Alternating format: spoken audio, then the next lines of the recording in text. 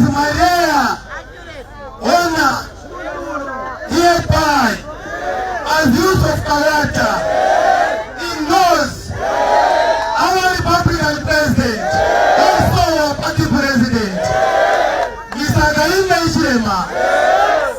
We do hereby endorse President Hakainde Hichilema, our candidate for 2026 August general election.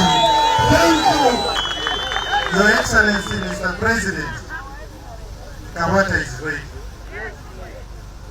Kawata is ready to ensure that you come back in 2026. We have witnessed and seen with our naked eyes, Mr. President, the massive developmental achievement that we have scored using the Constituency Development Fund. Ngati mufuna kuti president watu angale mumupando mwamene anankalira tifunika kuchita make sure kuti bonse talembesa kumasango amene ali kubwera.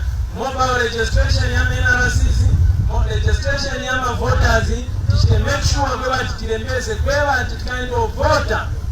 Tifunika tikapeze kati UPND aloinde ali 5 million, bali registered Zambia 5 million, toto Hakainde Hichilema 5 million.